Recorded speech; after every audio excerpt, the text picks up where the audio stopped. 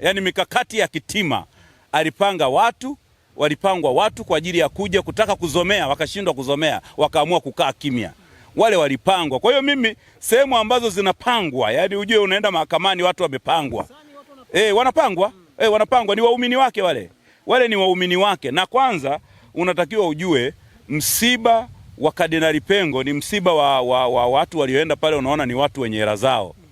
Watu wenye uchumi wao. Labda nikusaidie kitu kimoja. Ndugu yangu, Kardinali Pengo wakati anapelekwa pale St. Joseph na sehemu nyingine, walioenda ni watu wenye kipato chao.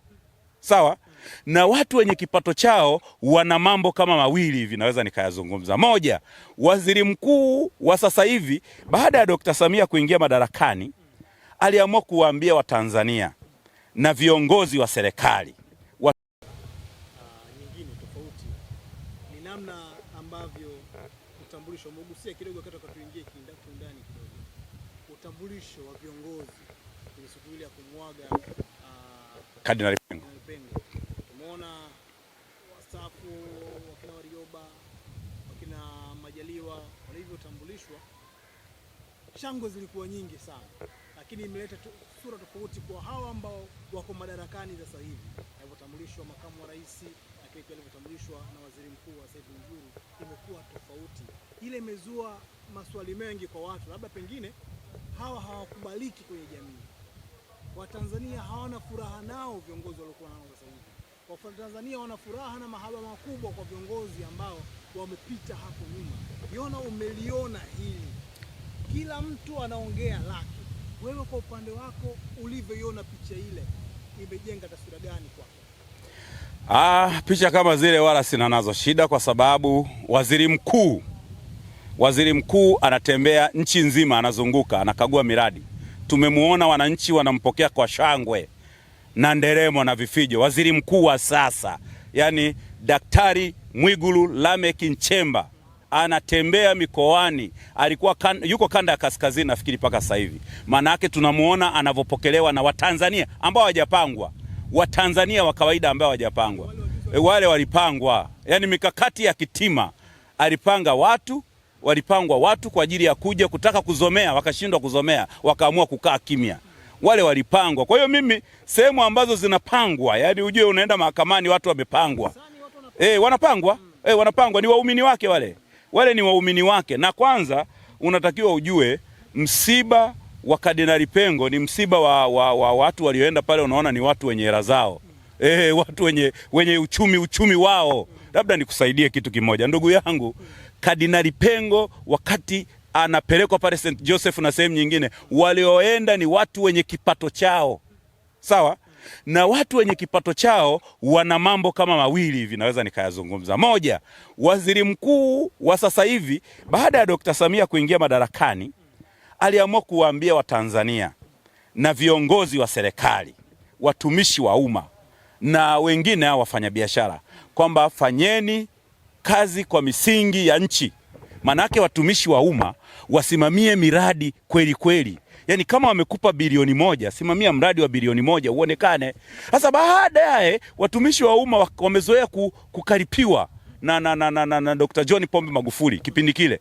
Sasa baadaye na waziri mkuu labda aliyekuepo. Sasa wameenda wamezoea upigaji mwingi. Sasa wafanyeje? Amekuja waziri mkuu ambaye anapambana na mafisadi ya nchi moja, mafisadi, watu wenye hela zao wanaibia serikali, watumishi wenye hela zao wanaibia serikali. Sasa watumishi manake nini? Ndio ambao walikuwa mule kanisani Roma, wameenda kumwaga mzee. Ndio wanaotoa michango mikubwa Roman Catholic. Manake wale sio watu maskini wale. Roman hawapokei mtu maskini ovyo ovyo. Ni watu wenye tai zao, magari yao. Nenda St. Joseph siku ya Jumapili uone magari zaidi ya 1000. Manake ni watu wameenda na familia zao. Sasa wale watu usifikiri ni watu wa kawaida. Wanamuona waziri mkuu anachanja mbuga, anasimamia misingi na miradi ya serikali isimamiwe hivi imenyoka. Lazima ujue waziri mkuu wa hivyo wengi wao wamtaki. TAKUKURU, angalia huo mradi. TAKUKURU sijui nini, wewe fanya hivi. lazima kama kuna watu wako mule ndani na wametengenezwa na Padri Kitima, lazima wafikie kipindi wakae kimya. Walikuwa wamepanga kuzomea, lakini wakashindwa kuzomea, wakakaa kimya kwa sababu walijua mambo ya kuzomea hatua za kisheria zitachukuliwa, lakini wakaona wakae kimya. Walishangilia kidogo baadhi ambao wakutengenezewa mazingira kama hayo, lakini alivyosimama mtu ambaye heshima ya nchi wanampa heshima ya bure Warioba, wakamshangilia sana.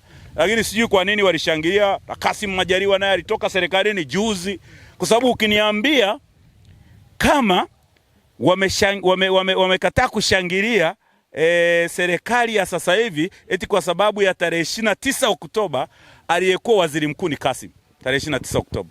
Aliyekuwa makamu wa rais ni Mpango. Sio hawa wawili. Huyu makamu wa rais na waziri mkuu wamekuja sasa hivi. Sasa maana yake kama walikuwa na mpango huo mkakati wa tarehe 29 walipotoshwa na Padri Kitima.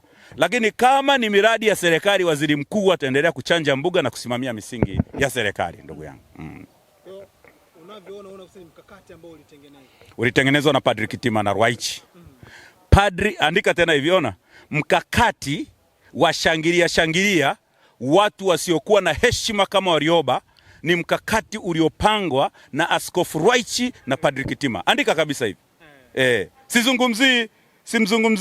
Sizungumzii huyu waziri mkuu Kassim Majaliwa na Mpango. Sizungumzii hao. Lakini mkakati wa kumshangilia Jaji Sinde Warioba, kiongozi ambaye ana heshima katika taifa hili zaidi ya usanisani kumtengeneza, ameutengeneza Padri Kitima na Askofu Ruwaichi. Andika kabisa.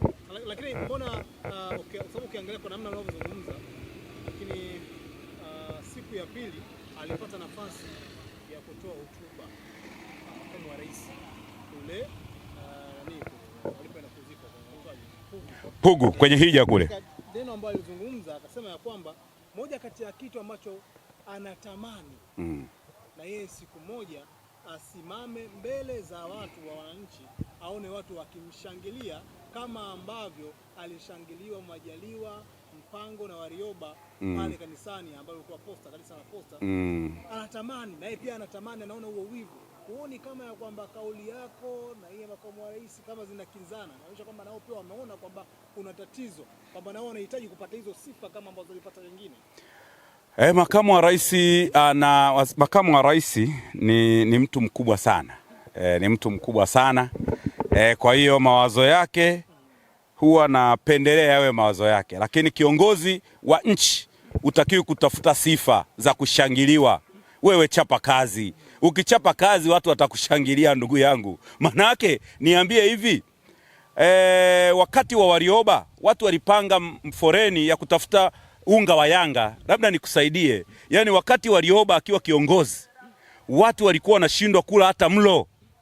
Watu walipanga foleni kutafuta unga wa Yanga. Yaani mtu anaweka jiwe kuanzia asubuhi mpaka saa 12 ndiye anapata unga kilo moja. Wakati Warioba akiwa yeye kiongozi. Sasa leo wanamshangilia kwa lipi zaidi ya kutengenezewa mazingira ya kushangiliwa? Ni hivi, kiongozi makini atakiwi kutafuta kushangiliwa. Kazi ya kiongozi makini ni kuchapa kazi, utashangiliwa tu. Na ndio maana hebu rudi uangalie Mwigulu anatembea mikoani kanda kaskazini. Anashangiliwa na Watanzania kwa sababu anafanya kazi ya Watanzania. Usitaki kushangiliwa kwenye kundi la watu, sijui umeenda kwenye kanisa la Romani. Huwezi kutengeneza mazingira ya kushangiliwa kwenye kundi la Romani, huwezi kutengeneza mazingira kwenda kushangiliwa kwenye kundi lilotengenezwa la Kirokole, huwezi kutengeneza mazingira ya kwenda kushangiliwa kwenye kundi sijui la Kiislamu. Huwezi kutengeneza mazingira ya kushangiliwa kwenye kundi. Sisi tunaweza tukaa kwenye kundi fulani tukatengenezwa tu.